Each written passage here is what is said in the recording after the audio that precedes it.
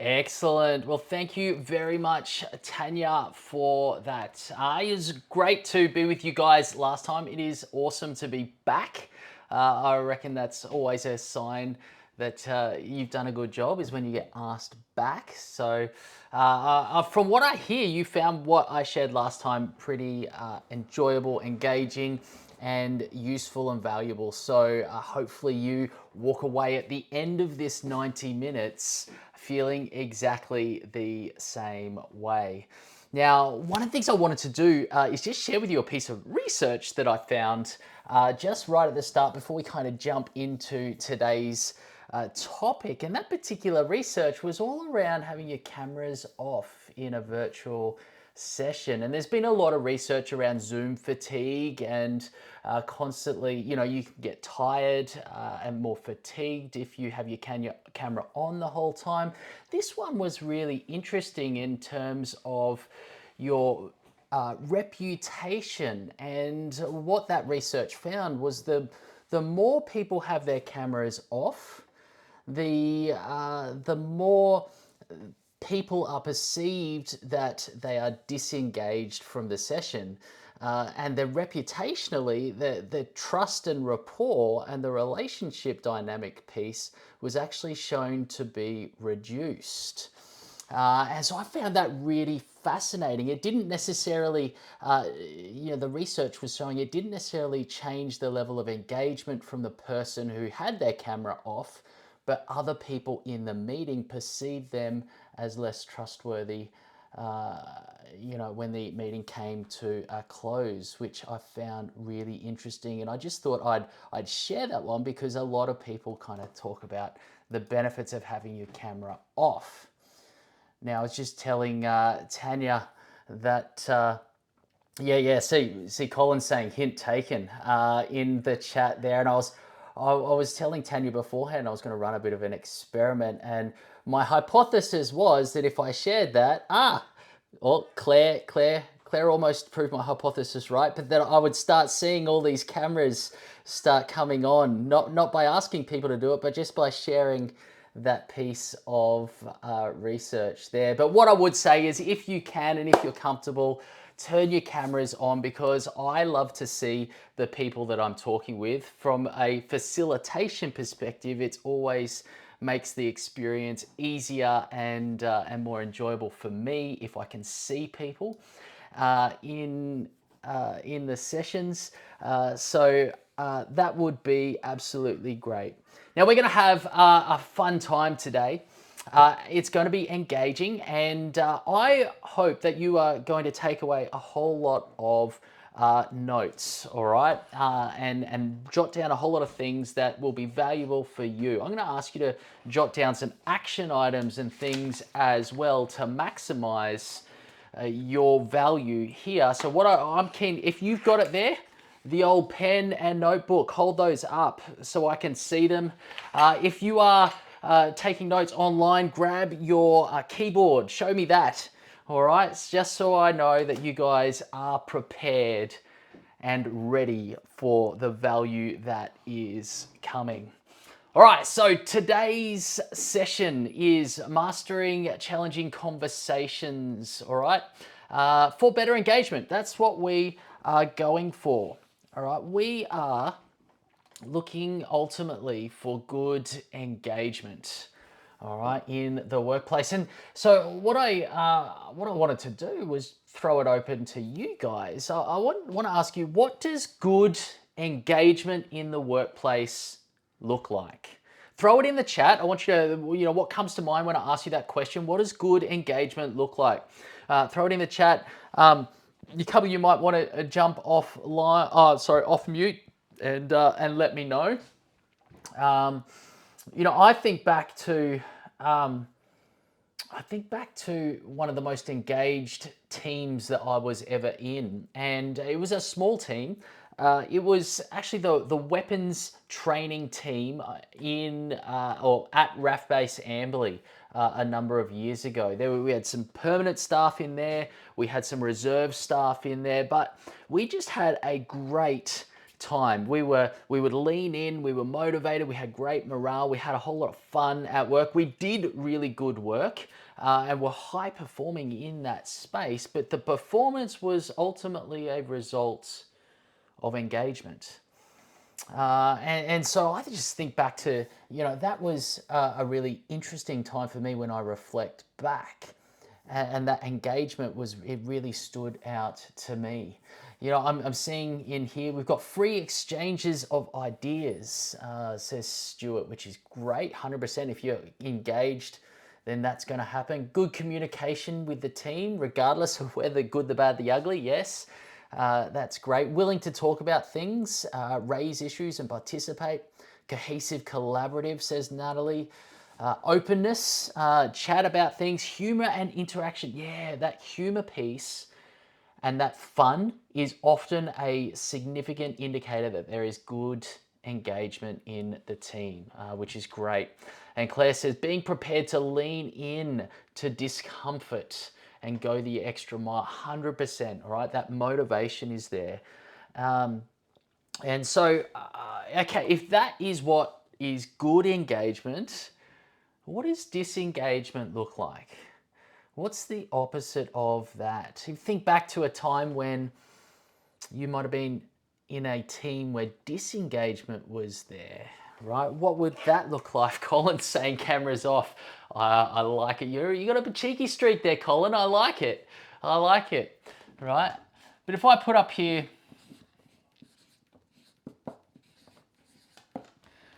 all right, we've got disengagement there as well, all right? And Claire says things are really quiet, okay? Often a lack of communication is a sign of disengagement as well, all right? No eye contact, no questions, no comments. Yeah, this lack of interaction with the people around you becomes another big indicator that disengagement is starting to creep in. The lack of interaction, says Stuart. Yeah, exactly. That team that I was telling you about, that weapons instruction team, while it was probably one of the most engaged teams that I was in, about 18 months later, it was the complete opposite. And it was full of what I would say disengaged staff. It was really interesting that we had a leadership change, and that the leader changed, and there were a couple of decisions, and the way that he led the team resulted in significant changes in the way that the staff interacted in each other, the environment that we came to work in, the type of work and how we went about that work. And as a result, over time, we tended towards disengagement. Okay?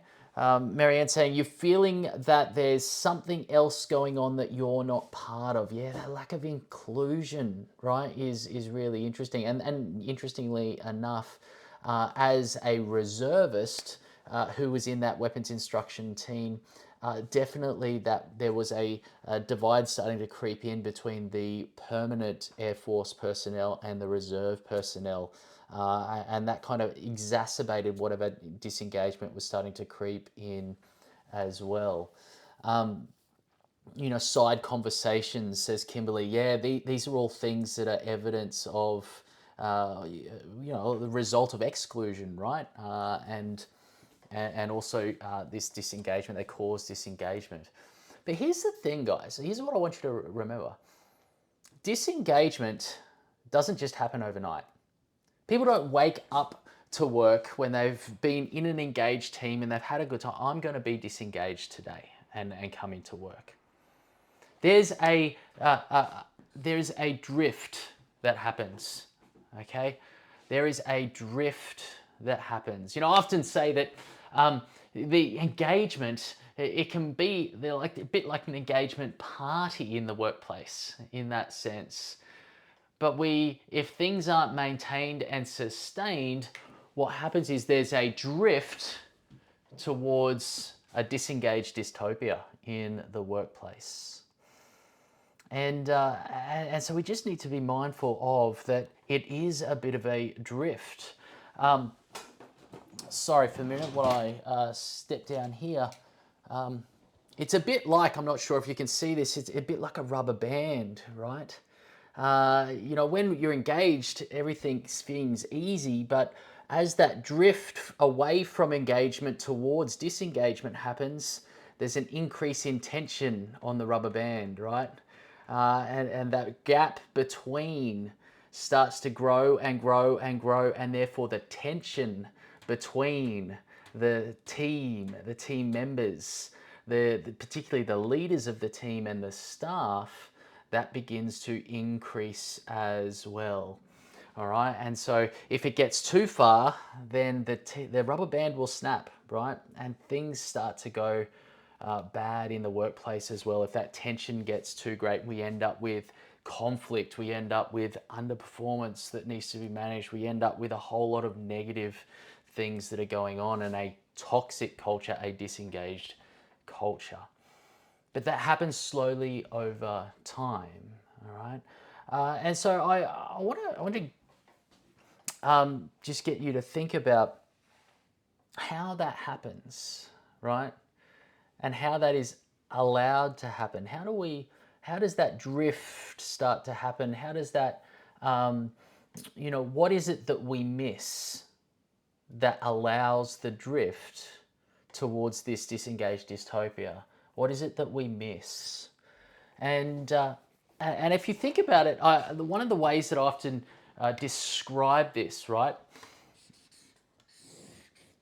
And what I might do is I'll zoom in a little bit.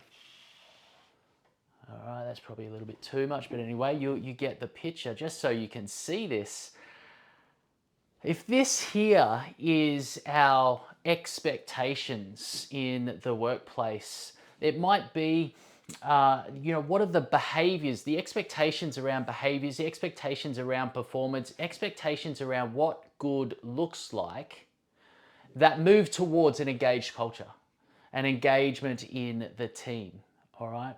What happens is when people deviate from that, okay, we start to get a deviation here that's happening. If we just think about these two arrows, right? And the longer, okay, that deviation is allowed to occur, the further apart from good engaged behavior we get, all right? And the further apart, just like the rubber band I was talking about, okay, the more tension there is. Now the problem really becomes when the deviation becomes normal. All right, what we want is good engagement behavior to be normal. But when the deviation becomes normal, or what we would say normalized, the normalization of deviance is the process that we're talking about. When the deviance becomes normalized, that's when the drift towards disengagement starts to occur. Okay? And so we think about, the concept of the normalization of deviance stems from NASA. And you might remember the Challenger shuttle disaster, where the shuttle exploded. The cause of that, all right, was the failure of an O-ring, a small O-ring. It was about this big. Caused an entire shuttle and 11 members of the crew to perish. Now, what actually happened was that the engineers had raised concerns about the design of this O-ring and its pressure tolerances about 4 launches previous to the one where the Challenger exploded. Now, they raised these concerns, and there were political considerations at play. There's lots of money involved, and management of the program decided that they would overlook and overrule the concerns of the engineers when they raised that particular, spoke about that particular O-ring. And what happened was that the shuttle went up, And then the shuttle came back down on the next launch, and there was absolutely no problems. There were no consequences to overlooking the engineers. Now, the next time it came for launch, the engineers raised the same concern again. And management once again said, well, there's nothing bad happened last time. Let's just proceed on. And again, the shuttle went up, the shuttle came down, and there was no negative consequences. And then it happened a third time. But on the fourth time, when overruling the concerns of the engineers had become the normal practice for management, because there were no negative consequences, that's when the shuttle went up and exploded. All right.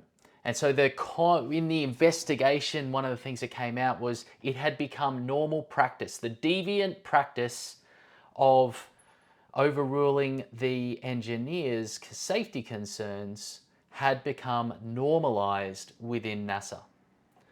Okay, and we see this all the time, right? I see this in terms of my kids on a Saturday morning or a morning during the week. Okay, they're not allowed to watch TV during the week.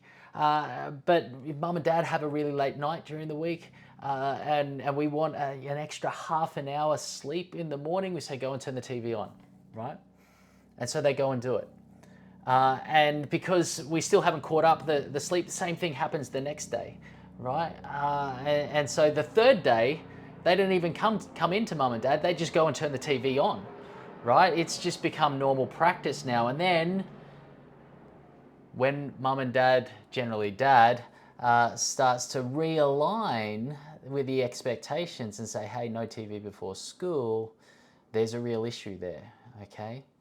Normalized, the practice has become normalized. And I see it in workplaces all the time. And ultimately, whenever I see conflict in the workplace, it's because some sort of deviant behavior has been allowed to go on. There's no negative consequences, and it's been allowed to go on and become normal. It's the way that we do things around here now. Okay, and I think about, I have really a personal relationship with this concept, which is why I'm spending a little bit of time on it. And I'm a bit passionate about it because it really does have some negative consequences, and it can really solve all your problems if you stop the normalization of deviance. Now, as I've mentioned previously, I spent time in the Air Force, and one of the most sought after training courses and qualifications that we could get as airfield defense guards was the close personal protection training or qualification. And that's basically your bodyguards course. Allowed you to escort VIPs around. And the issue was it was an Army run course. So as Air Force personnel, it was hard to get on. Now, the real challenge was, or we had the opportunity to get onto the course. There was about 6 spots, but there was actually around 30 guys that wanted, and they were vying for those 6 spots. So they ran a small selection course internally within our unit to find who are the best 6 guys we're going to send on this training course. And so I was one of those 30, and it was pretty grueling and intense over a 3-day period. We did hard PT sessions morning and afternoon, and in between we were doing combatives and navigation and all sorts of things. And it was the afternoon of the 3rd day, and we were all really tired, but we were all trying to pay as much attention as possible to compete with the person left and right of us. And we were on the range, we were shooting. And what we were doing was what we called transition drills. We were simulating firing our rifle and that it would stop, dropping our rifle, pulling our pistols, and then engaging the target, okay? And so now the way that we were trained to trained to shoot our pistol was we had a safety catch on the pistol, and that safety catch could not be disengaged until the muzzle of the weapon was parallel and pointing towards the target. Now, what I noticed I was doing was I was dropping my rifle and disengaging the safety catch before my muzzle was parallel and shooting on the target. Now, what that allowed me to do was, a second faster than the guy right or left of me, okay? So I picked up and I became aware that I was doing it. And I did it and I did it again, and there were no negative consequences. And so I, foolishly made the choice to continue doing it. And that just became normal in that moment until we had a serial where I went bang, and my muzzle was still pointing towards the ground, and it went off, and I put a bullet through my knee. All right. So I shot myself because I allowed deviant practices to be normalized within my own training. And so I have a personal connection to that. And so I sort of say, well, don't allow the deviance because somebody gets shot, right? And I often I have a bit of a joke with some people about that, but there's very, very serious things. And when it comes to challenging conversations, ultimately the result of challenging conversations 9 times out of 10 are the result of normalization deviance, right? Because someone is doing something that is deviated from the expected behavior, deviated from engaged behavior, and it's been allowed to continue on. All right, and the challenging conversation needs to occur. Now, here's the thing, right? If we come back here, the earlier it's picked up, the smaller the conversation. The easier it is, the less challenging. The longer it's allowed to go on, right? The greater the distance, the greater the tension, the more challenging the conversation is to realign. What we want to be doing as leaders is having a whole lot of small, easy conversations to maintain alignment rather than allowing things to deviate and then have to try and have the big challenging conversation, okay? Ultimately, this becomes conflict or performance management or really difficult. But these can be 30-second conversations, right?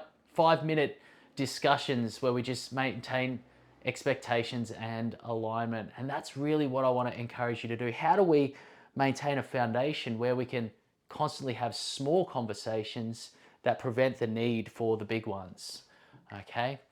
And so that's going to be one of the themes from today. But I want, as I explain that concept of normalization of deviance, I want you to think about where has that crept in your workplace? All right, put it in the chat.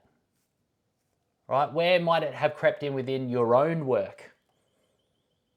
What are some examples that are there?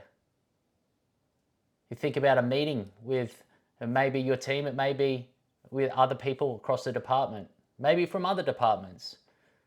But what's the deviant behavior, right, that has been normalized? Text messages for absence notifications instead of phone calls. Yeah, 100%. Okay. If you expect that people should give you a phone call and explain what's going on rather than just sending you a text, okay, make sure that people know that. All right. And don't, hold them accountable to that. All right. Anyone else got anything else? I've got one. Yeah. I was thinking about our work from home process, which is a there's a delegate level of approval, and you've got a legal obligation about ensuring that somebody's work environment is safe. But we do so many of them that we just become quite quick with them, and just making sure that we're actually going through the processes properly and that we are getting sign off before we actually start it in case something happens. It's a bit like the shooting yourself in the knee, like at some point something could go awry, and we want to make sure that we've made sure that everybody's work environment is safe, and that we've done the appropriate processes that are there for a reason. Yep. No, 100%. That's a good one. Yeah, there's a lot around work from home and following policy and procedure that you. So often it's the best intent from leaders, right? They want to be supportive, but they don't follow the process, and that results in not only the the normalization of not following processes and that sort of thing, but other unintended consequences down the track. Avoiding different types of work, says Carla. Flex time, says Claire. Without approval, yeah. All of those sorts of things. We have procedures for a reason.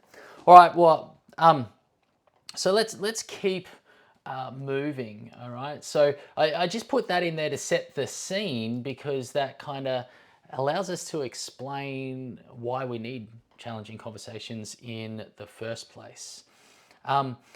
So let's have a look here. Now, as we talk about today, we're going to talk about the 3 Ps of challenging conversation, all right? The 3 Ps that are here. So we need to prevention, preparation, and taking the plunge. Prevention is always better than a cure. And so what we want to do is just look at how do we prevent them from occurring in the first place. Now, when we do have to have them, what do we do to prepare for them? And then when we have them, when we take the plunge, what are some considerations for us? Okay, so let's get cracking here. So the first part here, right, is all around expectations and communicating expectations. All right, so I always say all conflict boils down to unmet expectations. Now, ultimately, if you're having a challenging conversation, it's because there's some sort of expectation that's not being met.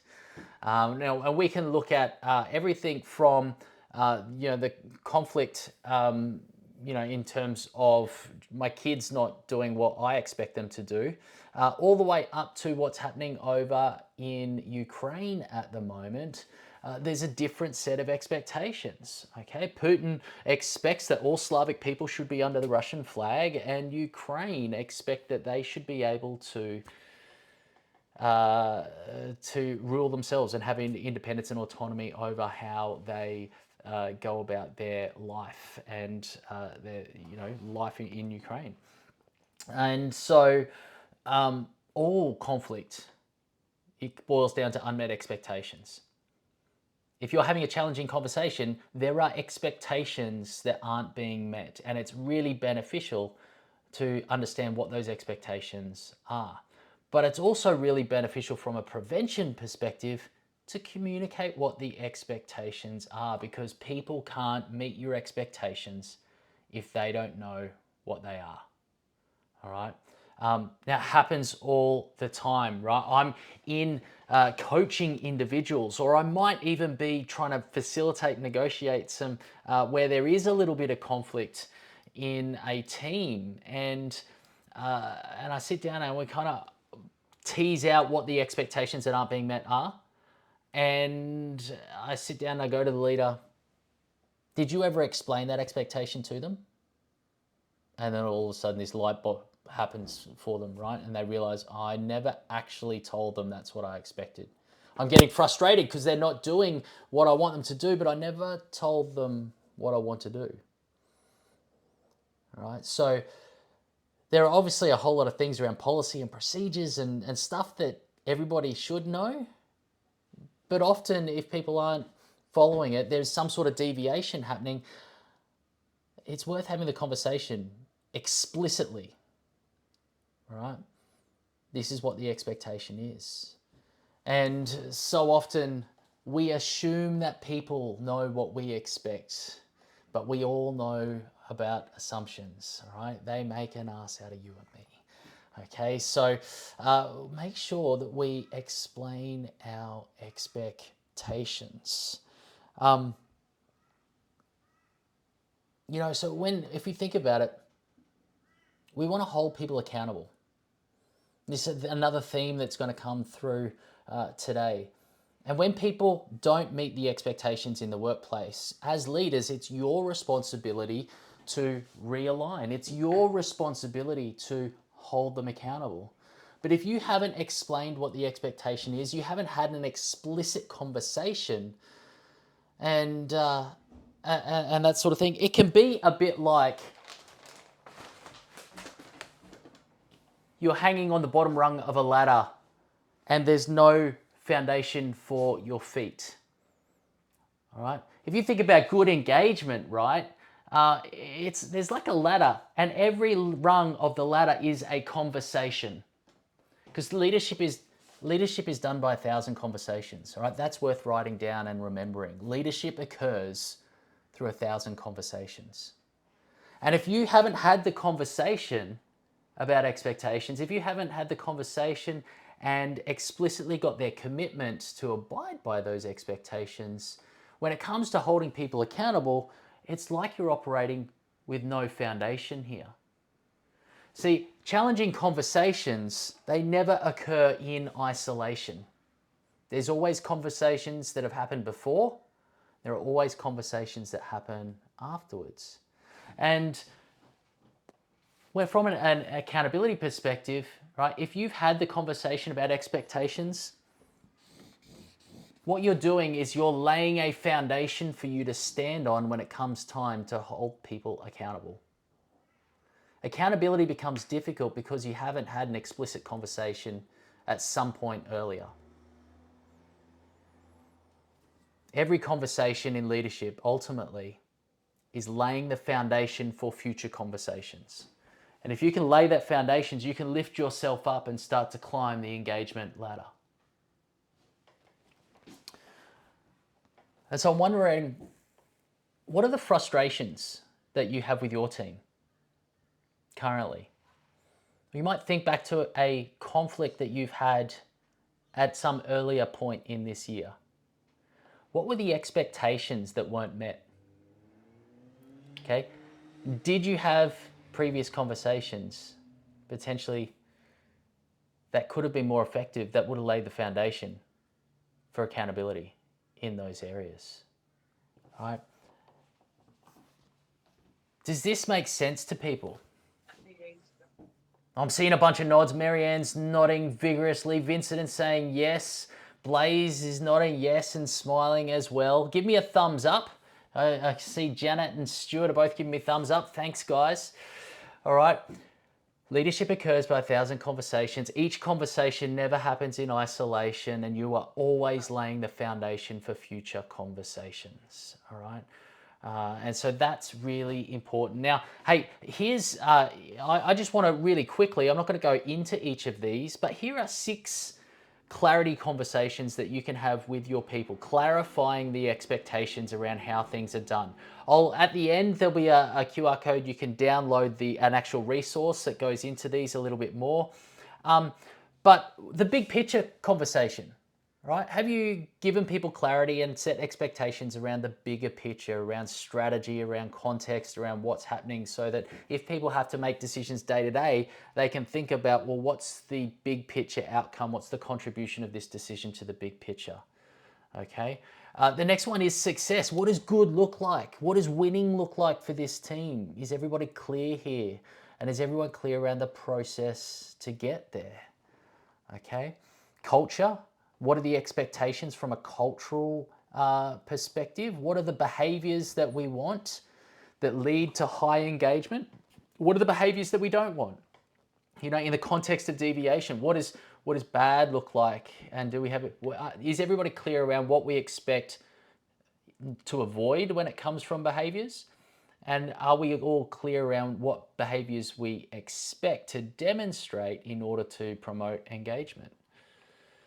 Diversity, how do we leverage the diversity within the team?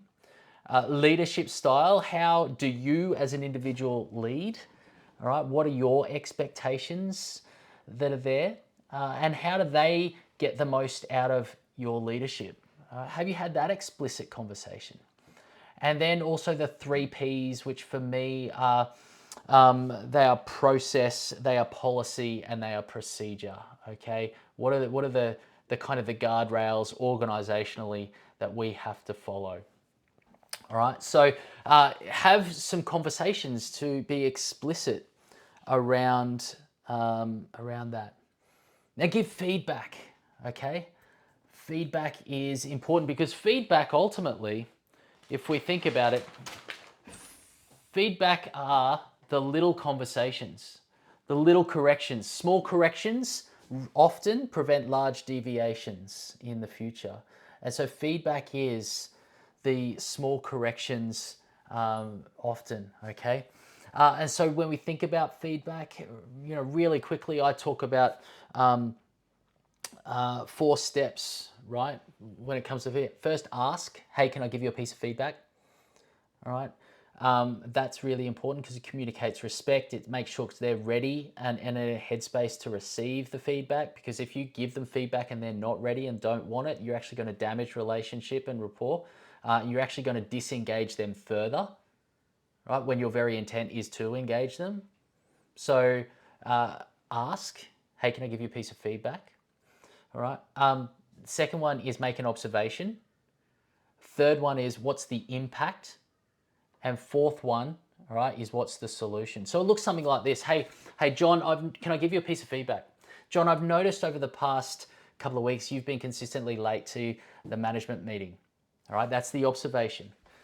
And John, that concerns me because the impact for me personally is I feel disrespected because it makes me think you don't value my time. And I'm also concerned because you're setting a poor example for the junior members of the team. And I don't think that I don't want them to think that being late to meetings is acceptable around here. So John, what do you think you can do to make sure that you're in the meeting room 5 minutes prior to its commencement in the future? You work towards a bit of a solution there. Now that takes about 27 seconds generally. So if you can wrap that conversation up in less than 5 minutes, and it's a small little correction that you're making here.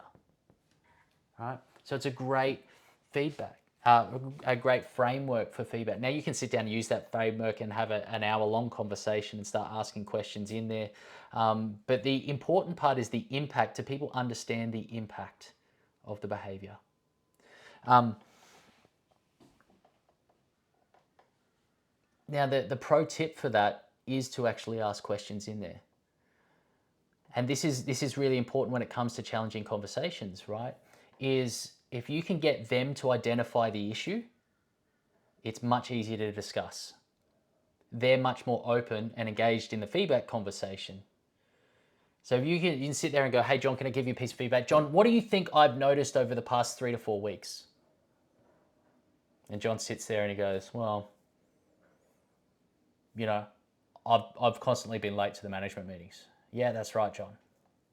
You've been late. And then you might ask, what do you think the impact of that is, John? And John starts going, well, I'm sure some people around here might feel a bit disrespected, right? I guess if I'm late to this meeting, then I'm probably going to be late to other meetings. And probably other people are going to do the same thing. Yeah, that's right, John. I'm really concerned about the role modeling that you're having on the junior members, right? And so that conversation becomes a whole lot easier because you've got them to identify the issue, all right? So the more questions you ask, and we'll come back to this a bit later, the easier the conversation becomes for you. Get them to identify the issues, all right? The other piece around feedback, okay, it's very easy for people to feel a bit disrespected or threatened with you, feeling like you're being overly critical or you're coming across as critical, even if you've got best intent. If you misjudge some of the language and that sort of thing, you can be perceived as critical, and therefore makes people think like you think they are incompetent, all right, and therefore they feel a little bit disrespected in that. There's some really interesting research. There's about 14 words that you can put at the beginning of your conversation that will mitigate that completely. And they are, this is particularly if it's a hard piece of feedback for people to accept.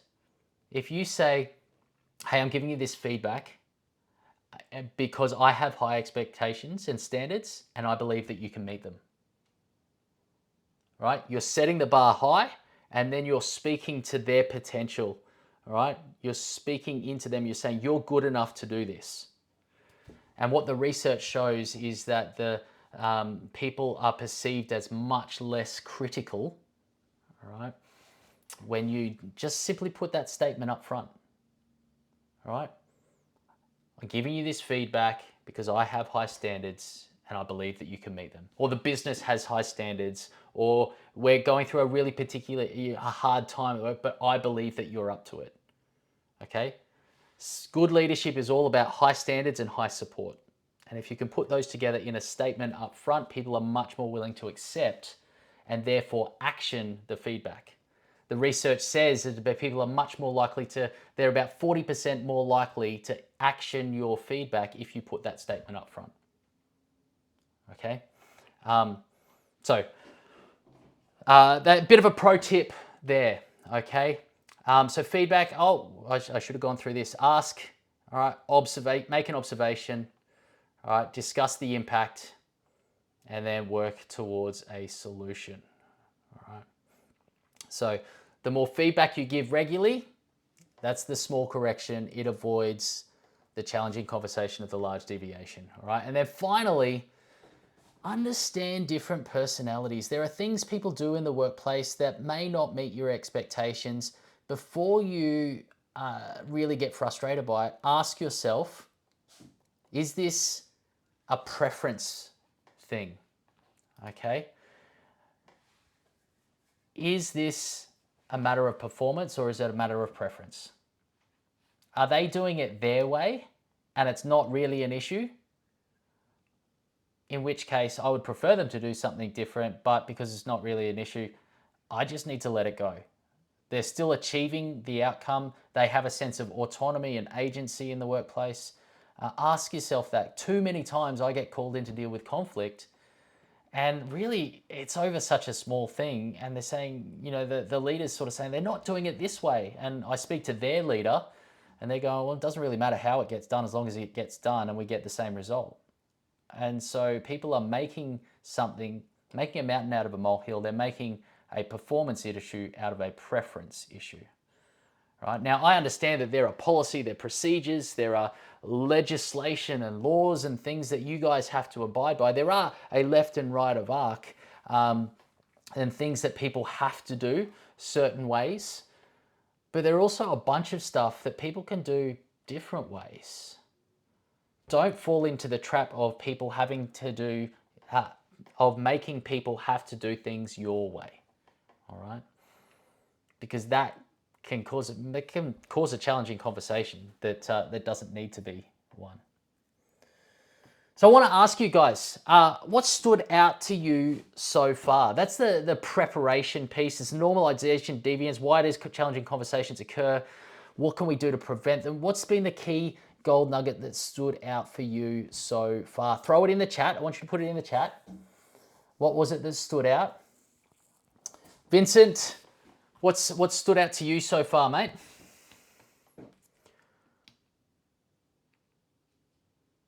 I think that last little nugget there about understanding people and personalities, and there's different ways that things can get done. There's not just one way. Yep. Respecting the policies and procedures that we have. Yeah, no, definitely. It's definitely not recency effect coming into play with your answer there, Vincent, is it? Put on the spot and you just remember the last thing that was said. No, 100%. So often we make performance issues out of preference issues, and that just causes conflict unnecessarily. Okay. Jenny's saying early identification of a certain, don't just identify it, make sure you address it as well, Jenny. Right? Explaining expectations, Kimberly says, don't make assumptions. Jillian saying the visual rubber band of different points in the deviation path, the tension. All right, 100%. If you want to relieve the tension, reduce the drift, right, towards disengagement and the deviation. The importance of regular conversation, says Stuart, 100%. You're always having conversations and you're always laying the foundation for the next one. All right, and Blaze is saying she loves transparency statements, we call them. Communicate your intent behind the feedback, all right? I'm giving you this feedback because super important. And Carla likes that leadership is done by 1,000 conversations, which is excellent. Claire, did you have a question? Yeah, I'm interested in your take on this one. Yeah. If your team starts here and starts to drift, great. Lots of small conversations, hunky-dory. Oftentimes there's leadership rotation And I know it's certainly been my experience, and I'm sure it's been the experience of lots of people on this call, Yep. where actually you come into leading a team and maybe actually you've been someone within the team and the team's already like this. And I'm interested in your thoughts about, same approach, or because that takes big courage, right? When the Yep. teams, when the line is already like that, the importance of actually still going there. I'm Yeah. just interested in your reflections on that. 100%. So you're 100% right. And if normalization of deviance has been allowed to occur, one of the biggest problems is for a new leader coming in, as you said, leadership rotation, they try and address what the previous leader has allowed, and it causes a big issue. If you think back to our previous one, the greater the deviation, the greater the change that is required to realign. And therefore, the greater the resistance you are likely to face. Remember, if we go back to the laws of change around every action has an equal and opposite reaction, right? If you're going to push people to make a change, there's going to be a level of resistance you're going to need to overcome. And so, we want to avoid that where possible. But when we walk in, so often the challenge, right, or where this blows up is a new leader comes in and tries to make a realignment, and that's when people kick up a stink and say, well, that's not the way that we do things around here. And so my advice is you need to address it early, because if you don't address it early, people will say, well, hey, this is how we've been doing things. Why, if you had a problem with this, why didn't you address it 6 months earlier? Okay, and so you've allowed this to be normal for the last 6 months, and so then it's kind of like, well, I've got no foundation to stand on. If we think about you hanging from the ladder, right? You got no foundation, becomes really hard. So as early as possible, call it out and say, hey guys, the expectation is over here. I reckon we're over here. There are certain behaviors that have been allowed to go on for too long. And today, we need to draw a line in the sand, and I just want to be crystal clear around what the expectations are. The expectations are over here. So now you all know, and where possible, gain commitment towards that. As from today, the expected behavior is this. All right. Now, there are different things that you can do as part of that conversation to try and involve people and make it easier. All right. And so you might say, well, hey, how do you think things are going, guys? Where would you love it to be if a miracle occurred and everything was 100% as best as it could be? What would that look like? What would people be doing? What would people be thinking? What would hear people saying? Ask all those questions. Get them to tell you what good engagement looks like. And go, okay, guys, this is what you've just told me where we want to go. Now, in order to get there, what are the behaviors that we need? Right? Or what should we be doing? And then, all right, guys, as from today, line in the sand, this is what's expected moving forward. Is that helpful, Claire? Good. All right. Excellent. So really, really great question. All right. Cool. And Natalie's saying, love that statement. High standards, high support, good leadership. Yeah. There's a book called 10 to 25, The Science of Motivating Young People by David Yeager, who goes into that in great detail. All right. 10 to 25 is the title of the book. So if you're a reader, Natalie, and you want a bit more about that, highly recommend that book. Really interesting. All right, cool. So if we go back to the 3 Ps, we've done prevention. Let's look at preparation, okay? Cool. So preparation, here we go. What outcome do you want? So you've got a challenging conversation that you are about to have. What is the outcome that you want? Stephen Covey says always begin with the end in mind. And that is great advice when it comes to challenging conversations. Because if you don't know what result and outcome you want, you don't know how to have the conversation. Here's something that's really important, right? When it comes to challenging conversations and dealing with conflict and all those things, people don't like doing it because it makes you feel uncomfortable, right? So because it makes us uncomfortable, we don't get practiced at doing it. So we're not used to having them all the time. We don't get practiced at having them all the time. And therefore, there's a whole lot of unknowns when it comes to difficult conversation. We don't know how the other person is going to react. We don't know how to have the conversation with confidence. We don't know how we're going to act if we're triggered and things go south. We don't know what the end result is going to be. We don't know, like, there's all these different things. We don't know because we're not practiced at doing them. People fear what they do not know. All right? And so because that creates a sense of fear, that increases the sense of discomfort, which means we're less likely to have conversation. It's this reinforcing cycle. So one of the things that we want to do, and this is key to the preparation stage, is reduce the number of unknowns about the conversation. And the first one is, what's the outcome that I want? Okay, see, you can you can deliver a message to someone about, you know, expectations and performance and all that sort of stuff. If you want to keep the person and you want them to grow and you think they're going to be a great part of the team, then you're going to have that conversation in a particular way.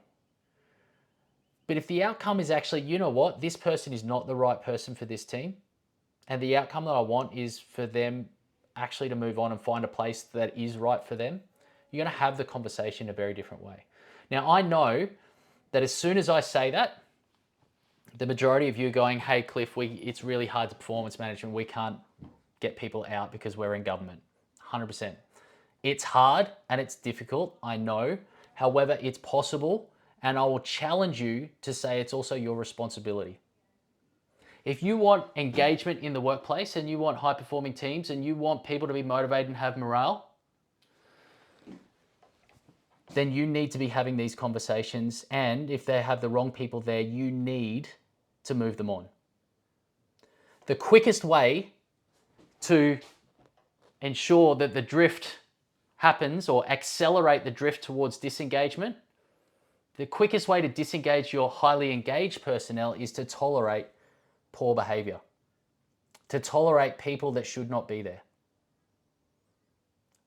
to allow the normalization of deviance to occur. All right? So if you don't have the right people there, start the process and move them on. And you say, yes, it's really hard. 100% it is in government, I know. It's not as easy in the private world, but I've walked alongside leaders time and time again. It is possible. It may take 12 months. There may be a lot of challenging conversations to have along the way, but it is your responsibility to do it.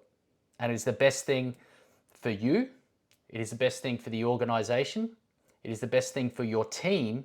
And ultimately, it's the best thing for the individual as well. Because let me ask you this. Is it the best thing for an underperforming person to stay in a role and in a position where their leader is frustrated by them, their team is frustrated by them, and they're not the right person for the role? Is that the best thing for them? I'd argue every day of the week it's not. And yes, it might be a painful process. Yes, it might be hard to do, but it is the best thing by the individual as well as everybody else if you have the conversation, all right, and move people on.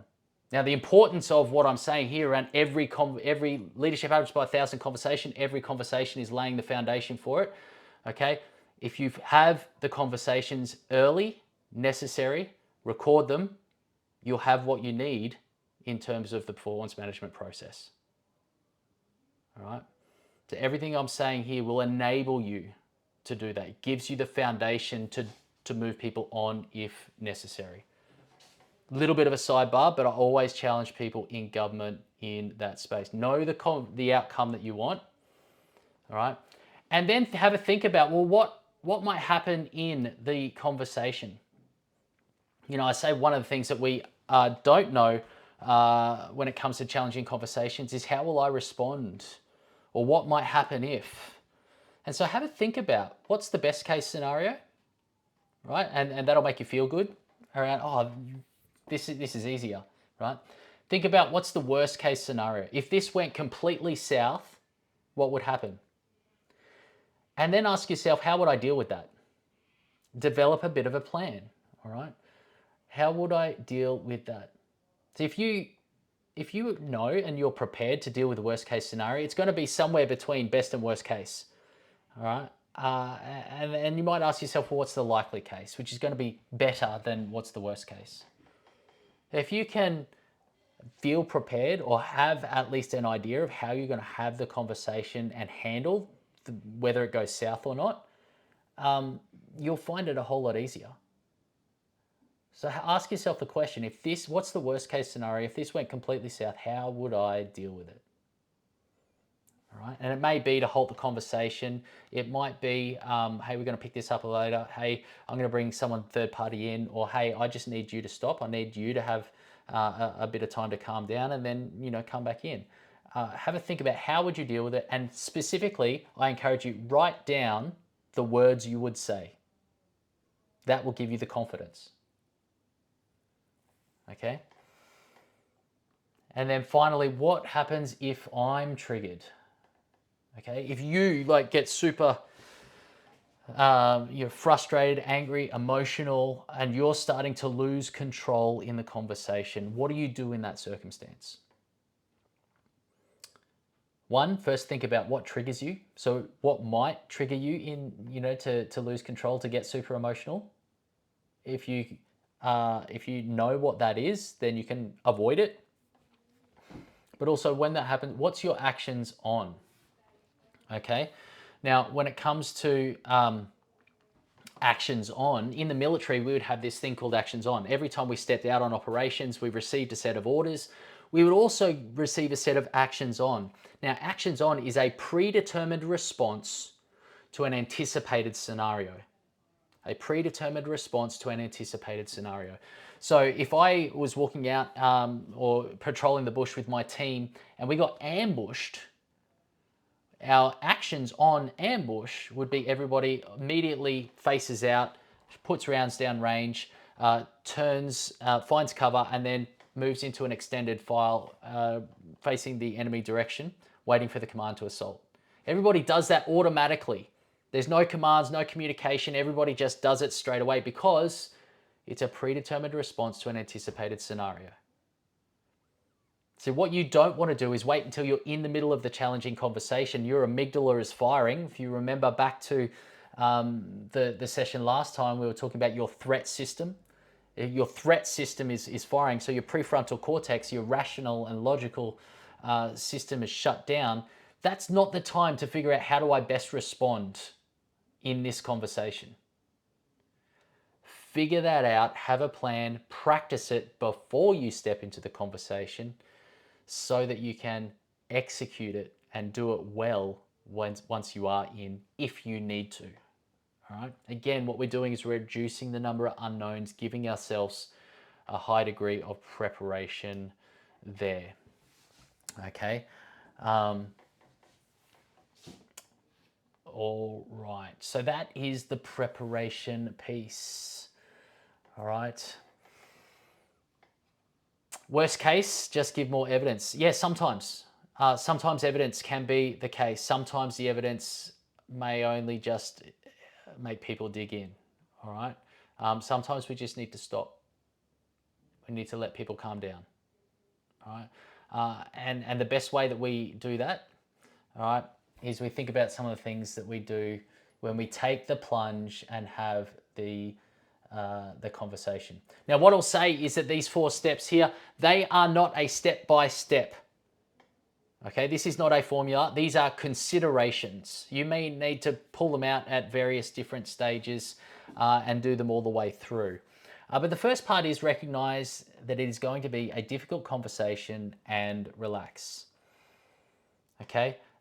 And I talk about front loading the conversation here. Front load the conversation. And I got this from Chris Voss, who used to be the world's, or the FBI's lead international hostage negotiator. All right. And his strategy of front loading the conversation is a great way to start a challenging conversation. And so for those of you that are like, okay, I know I need to have this conversation, but I just don't know how to start it. And the tendency can be that, hey, I start these conversations all nice and fluffy because I want them to feel comfortable, and then I'll ease my way into the conversation. That is the worst thing that you can do. It might make you feel a little bit comfortable initially, but it only increases the discomfort for both of you as the conversation moves on. It also blindsides the individual. They think they're just having a good conversation or a normal conversation, and then all of a sudden, unexpectedly, you hit them with the challenging topic, whatever that is. And so it is much more effective to keep it out and start the conversation by saying, hey, this is going to be a really difficult conversation for you and me. It's going to be difficult for me to have with you. It's going to be difficult for you to hear as well. But it's going to be really better. It's really important for you, the team, for all of us to get on and have a high-performing workplace, or whatever the outcome is that you want. All right. It's a bit like the transparency statement that I mentioned before around feedback. Okay. So I'm giving you this feedback because. So when you front load the conversation, you say, hey, it's going to be a really tough conversation.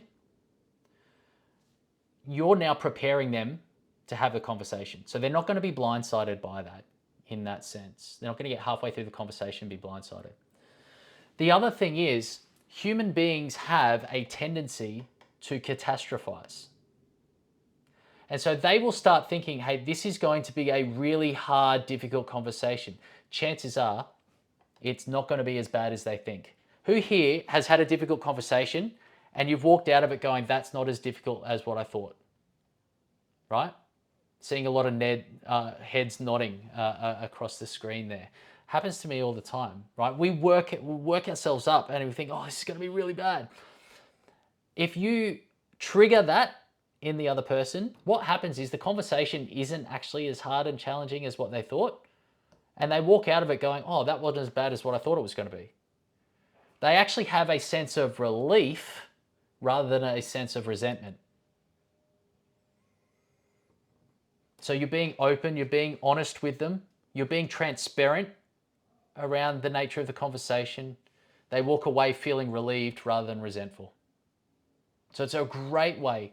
And every time I've used it, it's always been successful. I was working in an organization, there was a chief engineer who, best of intent, good guy, good heart, terrible execution. All right? People were having a terrible time underneath him. And so I walked in and I said, Craig, we need to have a really difficult conversation. I've got some difficult feedback for you. It's going to be difficult for me to give it to you. It's going to be difficult for you to receive it, but you need to hear it if you're going to lead your team well and not isolate them. He then just cleared everything on his desk and he leant forward and said, give it to me. I had his full attention and he paid attention. He was completely engaged in the conversation, and there was some successful adjustment of behavior at the end of that. Okay, people actually really appreciate it. And so it is a great way to start a challenging conversation. All right, the next one is empathy and emotion. All right. And I talk here about name it to tame it. I'm sure some of you have heard that before. You know, the reality is we are controlled by what we are not aware of. Once we become aware of it, we can then choose to exert control over it. And when it comes to challenging conversations, our emotions and things that are starting to boil up inside will often control us, and it's often too late before we realize that, hold on, you know, I've just lost control, or I've just exploded, or I've just said something that was I'm going to regret. And so what you can do is call that out and say, hey, it looks like you're getting really frustrated at the moment. or it sounds like that it's really disappointing that people have this perception of you. It looks like you need a moment. And often what you're doing is you're bringing the emotion to the front. And so people will then either say, yeah, you're right, I am, or no, it's not that. What I actually am is disappointed, not frustrated, okay? Or, you know, I'm actually a little bit blindsided by this. I didn't expect it was going, like, whatever it is, but they'll tell you what they're experiencing. What that does is it brings that to the front of their focus. They can then choose to exert to control it. So if people say, I'm angry, they know that being angry in that moment is not necessarily beneficial. All right? Or letting their anger take control is not beneficial. So they'll start to control their own behavior. They'll start to minimize it. They'll start to take a big, deep breath. They'll start to be more mindful of what they say. They'll start to whatever it is they need to do. And so they are in more control in their behavior if you name it. Okay? Second thing, or the third thing there is ask questions. Okay, we touched on this a little bit before, ask questions, but it allows you to maintain control. What's really interesting, see, most people, when they're going to have a conversation, most leaders, they will want to maintain control of the conversation. And so what they think they need to do is talk. They think that the person who's talking is the person that's in control. It's definitely not the case. All right? Because if you're talking all the time, think about what impact that has on the other person. 3 core needs of every human being is to feel seen, heard, and valued. And if they're not getting a chance to speak and share their perspective, then they're not going to feel heard or valued. And so the other part to this is that when you ask the questions, you are controlling what they answer or how they answer, what they talk about. All right? They have to answer your questions. So your questions determine the direction of the conversation. The person that asks the most questions maintains the most control. And so asking a lot of questions allows people to feel heard, allows you to get a whole lot more information to use if you need it, allows you to maintain in control of the conversation. And the final one there is to listen and learn. Yes, it allows people to de-escalate the conversation, all right? Allows people to feel seen, heard, and valued, allows you to learn a whole lot more, right? And gain the information that you need to, whether it's counter arguments, whether it's to frame the conversation in a particular way, whether it's to gain a better understanding of a situation and motivations of the other person, whether it's to come to a solution, right? There's only benefits to listening and learning. And so these are a bunch of different considerations, all right? As you go through, you take the plunge and have your challenging conversations. Now, just a couple more things here before I stop and take some questions. When it comes to solutions and identifying solutions, Stephen Covey, who wrote 7 Habits of Highly Effective People, his last book was called The Third Alternative.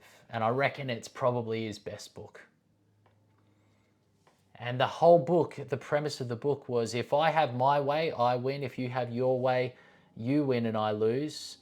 But if we both work together, we will come up to a third alternative, a third, something that has never been thought of, something that is better than you and I could come up with together. Now, the thing is, if they've got buy-in to whatever the solution is, they've got more ownership, they've got more motivation, that it's easier for them to be held accountable to, right? If it's their plan, they have an element to that, then if things go south, well, it's their plan, all right? If it's their solution or partly their solution, there's a commitment, that will be there for it. So always think about, well, hey, I've got some ideas. I'd love to hear what are your ideas, and let's see if we can put them together and come up with the best idea or the best way forward. All right. And finally, think about third point communication. This is just going to make your conversation a whole lot easier. All right, third point communication. Now, if I'm having conversation with myself just in my head, that's 1 point communication, because it's me, there's only 1 point. If I am speaking to you directly, there's you and there's me, there's 2 points in the communication. What we want to do when it's a challenging conversation is introduce a third point. All right, a third point. So you can see in the image here, 2 people are looking at a piece of paper, a printout. That printout, that physical thing, is the third point in the communication. It's now a triangle. You see the 2 individuals and that piece of paper. We've now got a triangle there. But look where people's attention is. It's on the piece of paper. See, if I'm speaking to you directly and there's only 2 point communication and we're addressing a problem, the problem is now between us. If I'm raising the problem, that means the problem, people are going to feel like the problem is with them. But as soon as I introduce a third point, see, here's what happens, right? If this is my third point and you're standing next to me and I go, hey, let's talk about this. What happens is we now are focused here. We are now shoulder to shoulder working on this particular problem. The problem has been externalized. If I go back here, like look at the image again. They're working shoulder to shoulder to solve a problem. So neither one of them is going to feel like they are the problem. The problem has been externalized and you're now working towards a solution. So you externalize the behavior. And so what's the third point that you can use? It might be a whiteboard that you can draw something up. It might be something you can print out. If, you know, have a think about it. If you're addressing somebody's email communication and they've, you know, framed something the wrong way, they've been rude in an email, whatever it is, print the email so you've got something physical. And then have the printed thing and turn and say, here, when you do this, right, all of a sudden you've just, the problem is here. The problem's not with the person. Does all of that make sense? It makes your challenging conversation so much easier. Okay, any questions? We've just gone through a fair bit there. Any questions there before we move on to the last part I want with you? Marianne Barfoot. Hello. Barford, sorry. Barford. I've got one. I love that third point communication. That's a new concept for me and I really like that. Yeah. I was trying to think, how can I use that in a virtual sense if I can't get to be with somebody? Have you got any suggestions around that? Yeah, look, so in a virtual sense, it is a little bit harder, but you can still use, you know, if you just have a document and share the screen, right? So it's not going to be as effective in the sense, you know, it's really effective if you physically turn shoulder to shoulder with the other person, you know, and looking at the third point, it's a real dynamic that it creates. But if you can pull it up virtually, it's because it will, my experience is it doesn't have the same effect, but it is better than having nothing, right? It's better than I think you're right. Yeah. I was thinking about some recent performance conversation and having that document, and it was virtual, having the document on the screen and we were editing it together, even though it was about their thing. Yeah, 100%. Okay. Thank you. Yep. So it becomes more of a collaboration. The conversation becomes more of a collaboration rather than a accountability one, which becomes really important, right? Gillian, got a question? Hello.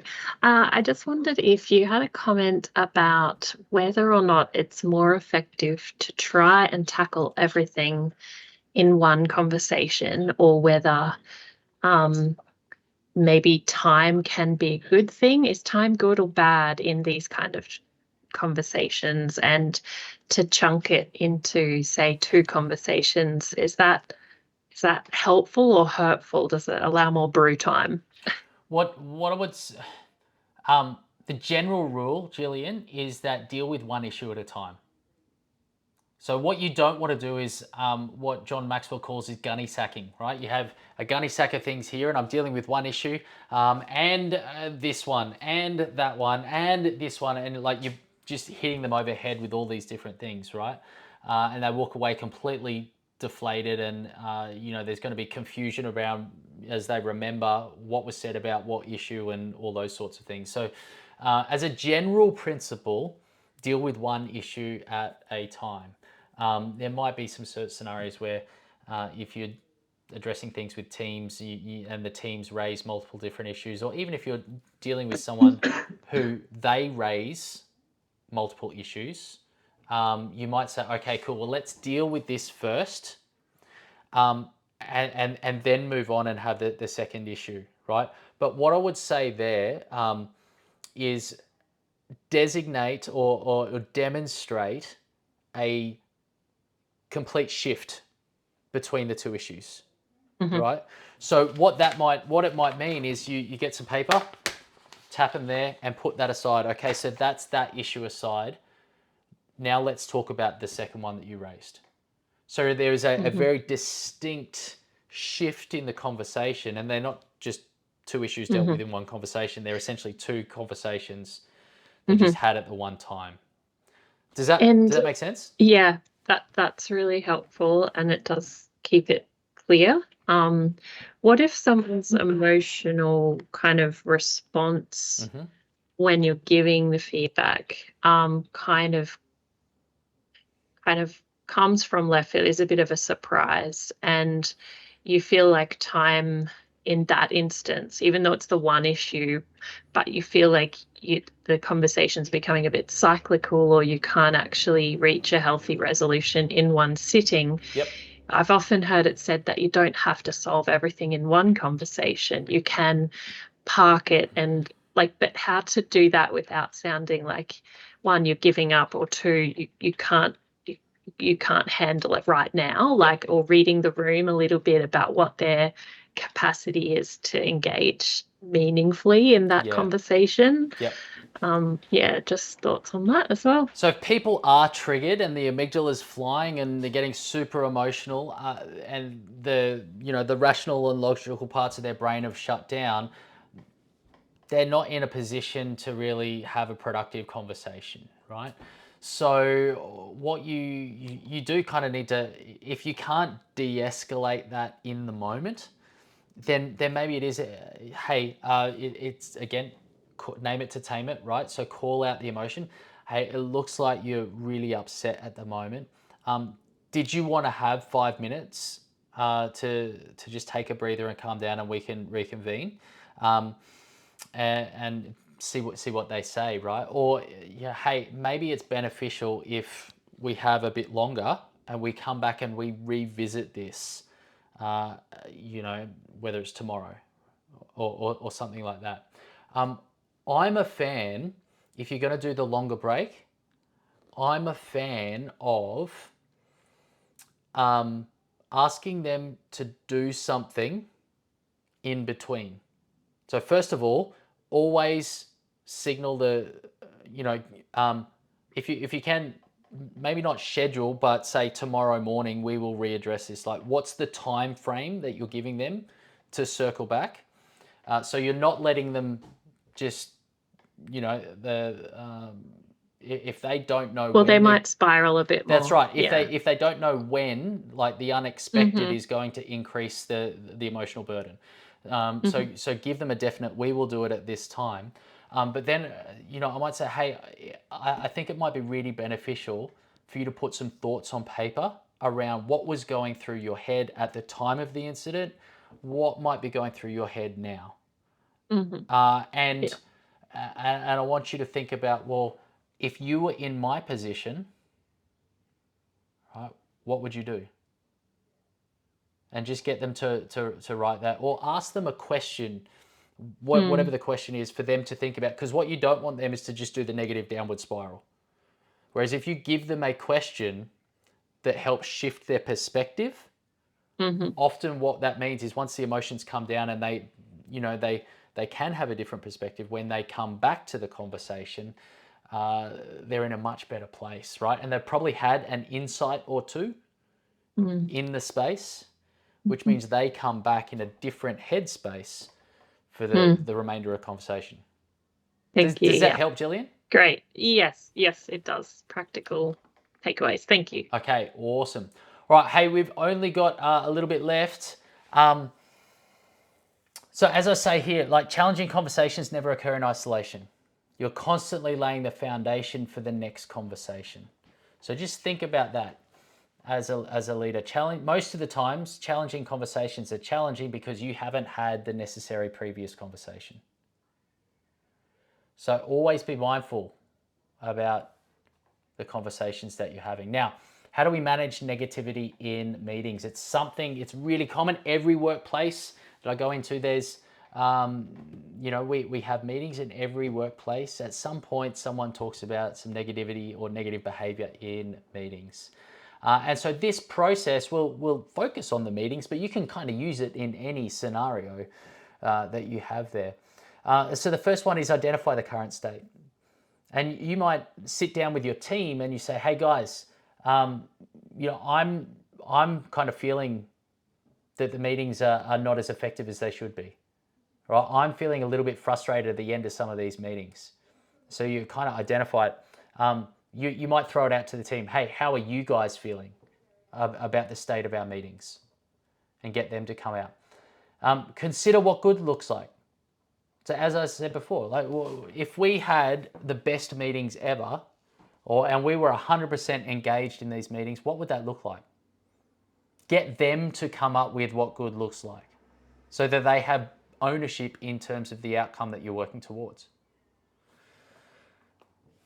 And then articulate the behaviors. Okay, if that's there, if that's what we're working towards, then what do we need to do in order to reach that outcome? What are the behaviors we need to demonstrate? And what you might also do is what the behaviors you want to avoid. Okay, some of you might have seen like above and below the line charts, and it's really simple. Even if you just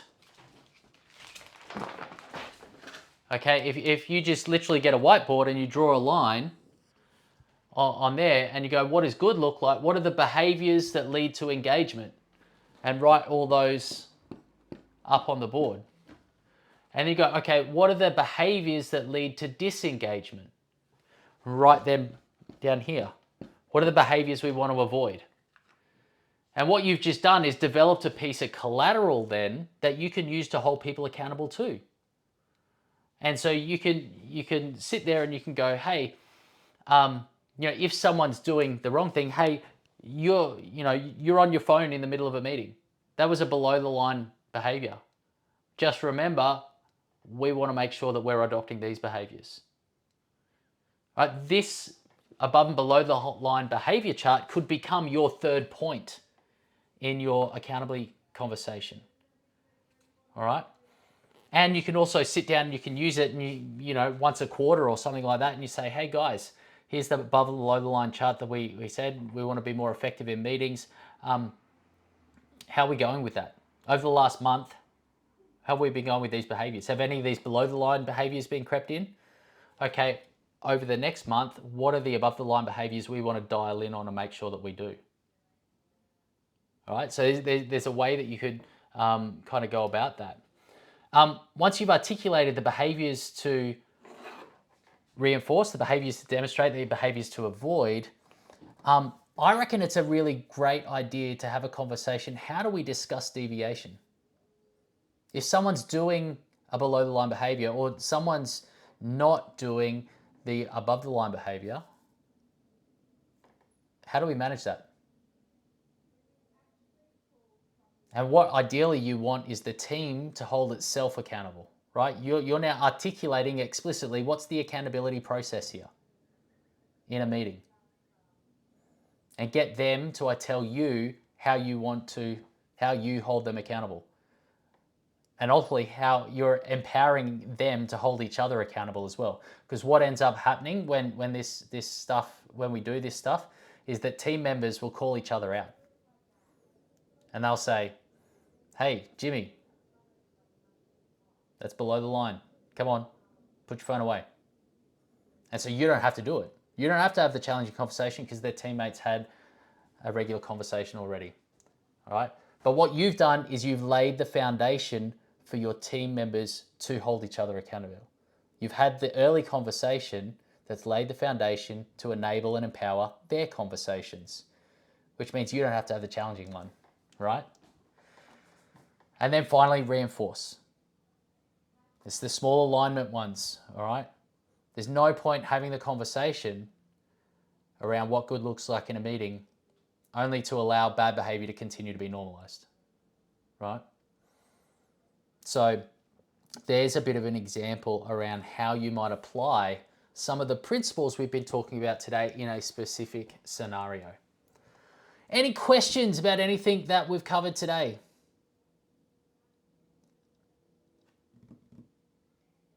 Everybody's asked them already.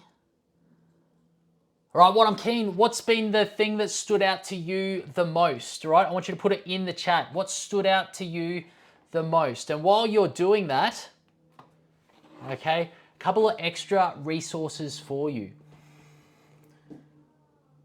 So if you want to grab out your phones, if you've got them there, and you can scan this, and you might be able to fill out the form later. But if you fill out that, we'll put these 3 resources directly into your inbox. So we've got 6 conversations to bring clarity all around communicating your expectations.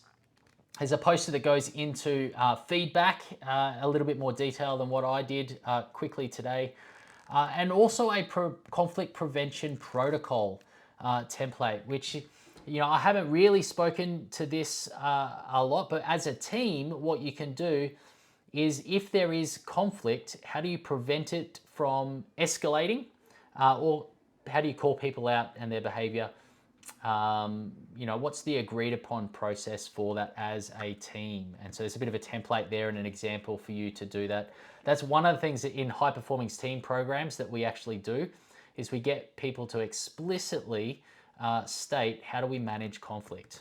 All right. And so that might be something that you can do. That is a conversation that definitely makes challenging conversations a whole lot easier. All right. So I'll just leave that QR code on there. All right. Marianne saying 3rd point, communication stands out. Ryan saying the 6 clarity conversations is his thing. Jenny saying clarify expectations and front load the conversation, says Kimberly. Yeah, all of these things, right? They're conversations that you have early that either prevent challenging conversations or make them a whole lot easier. Jillian saying 1,000 conversations and laying the foundation for the next one. Jeanette is saying 3rd point, communication, externalizing the problem. Ask questions and maintain control. All right. And Blaze is saying the poor practice is normalized. Disengagement occurs 100%. All right. Hey, I'll finish with you this final thought. All right. What appears to be a rapid shift is often preceded by a gradual process. Our results gradually explode or vanish thanks to the small habits we repeat each and every day. And this goes in a positive and a negative sense, okay, direction. The small habits and gradual process can lead to the drift towards disengaged dystopia and the normalization of deviance, or it's the small conversations that lead to an engagement party over time, all right? So all the best with everything. Again, another enjoyable 90 minutes with you. I hope you took a whole lot of valuable out of that. And so I'll throw it back over to you, Tanya. Thanks so much, Cliff. Another